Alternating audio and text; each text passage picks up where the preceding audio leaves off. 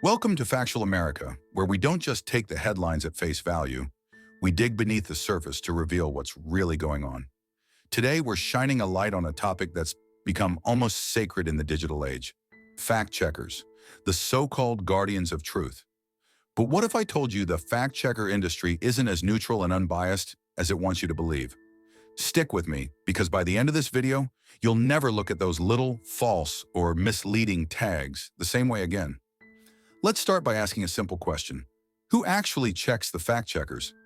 Most people, when they see a post or article flagged as misleading, assume it's been scrutinized by an objective expert team. But if you think these organizations are above reproach, think again. The fact-checking industry is a sprawling web with multi-million-dollar budgets, big media connections, and, believe it or not, a lot of political money flowing in the background. You might wonder, how did we even get here? A little history. Fact-checking used to be a simple, behind-the-scenes process in journalism. Copy editors double-checking dates and names before going to print. But over the last decade, it's exploded into a massive industry all its own. Facebook, Twitter, Google, you name it, they all rely on so-called independent organizations to determine what's true and what's not. But independence, as we'll see, is a slippery word. Let's get specific. Consider PolitiFact, one of the biggest names in the game.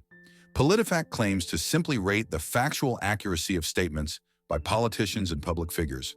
Sounds harmless, but scratch the surface and you'll find the Poynter Institute, the nonprofit behind PolitiFact, has received funding from the likes of George Soros's Open Society Foundations, the Ford Foundation, and other left-leaning donors.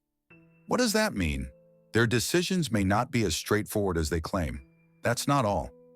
The Washington Post's team, widely known for their Pinocchio ratings, is owned by Jeff Bezos. Yes, the same Jeff Bezos who owns Amazon. Is it just a coincidence that the publication has a track record of slapping harsher ratings on conservative politicians and causes, while their progressive favorites get a pass? Maybe. But my job, and yours, is to ask uncomfortable questions. Big tech giants also have cozy ties with these fact checkers. Facebook, for example, partners exclusively with organizations approved by the International Fact-Checking Network, a consortium run by, the same Poynter Institute. Coincidence? Or maybe a clever way to create a feedback loop where a handful of organizations with similar backgrounds and connections wield outsized influence over what information survives online. Let's talk numbers. According to a 2020 Reuters analysis, over 60% of leading U.S. fact-checking staff had previously worked or volunteered for left-leaning campaigns or causes. That doesn't mean every single person is partisan, but imagine any other industry where such a lopsided background would be tolerated. If 60% of referees in a football game previously coached one team, would anyone call the match fair? But it goes deeper. Not only do fact-checkers reflect predictable biases in what they flag and how they rate it, but sometimes they don't even get the facts right. In 2022, multiple outlets flagged reports about the Hunter Biden laptop as disinformation or Russian propaganda.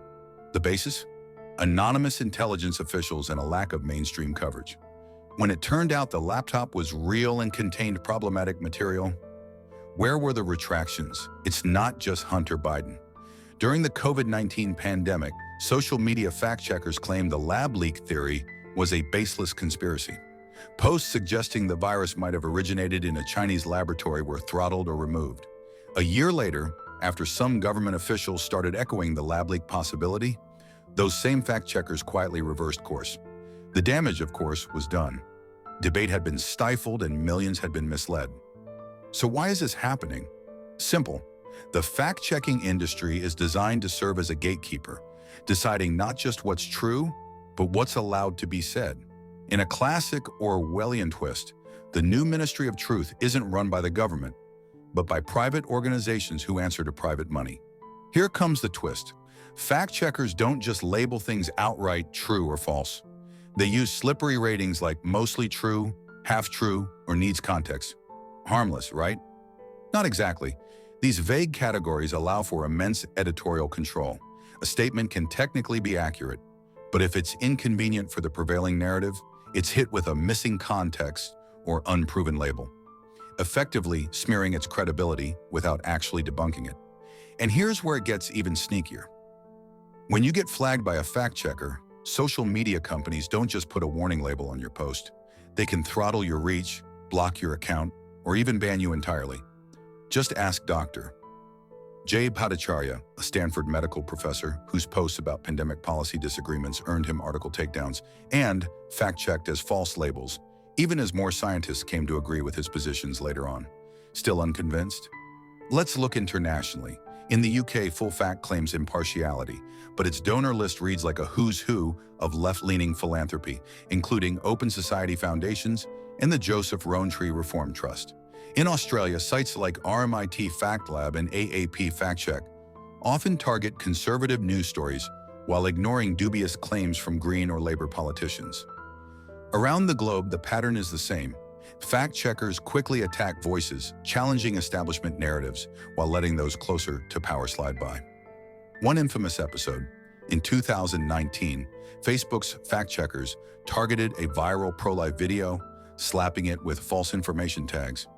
It later emerged that the fact-checking contractor had documented affiliations with Planned Parenthood, hardly a neutral arbiter. After public outcry, Facebook quietly removed some penalties, but the chilling effect on discussion remained. But maybe you think, sure, no one's completely objective, but isn't the answer just more transparency about these organizations' backgrounds? Absolutely, except that's not what happens.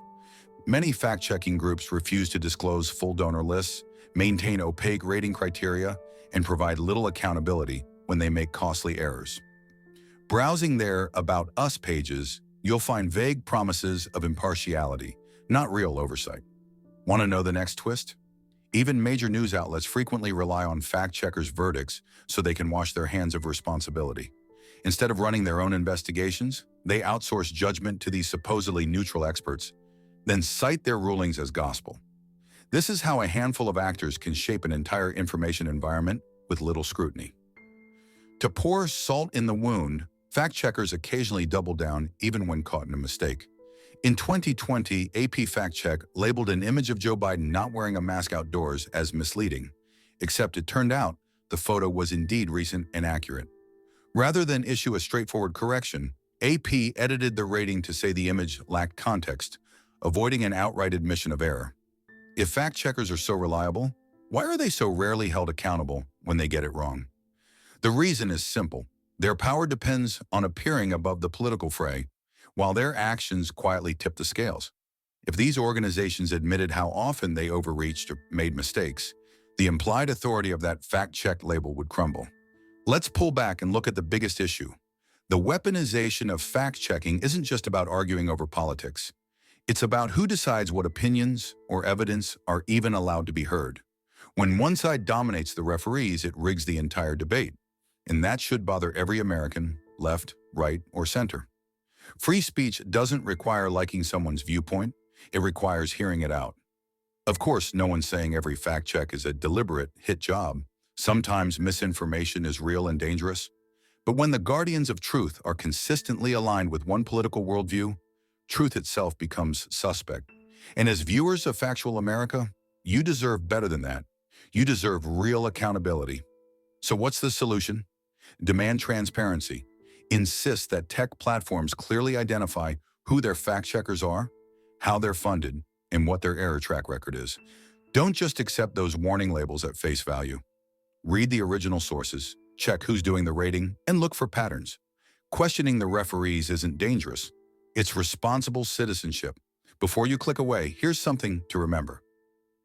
The real power over public debate shouldn't rest with a handful of unaccountable organizations.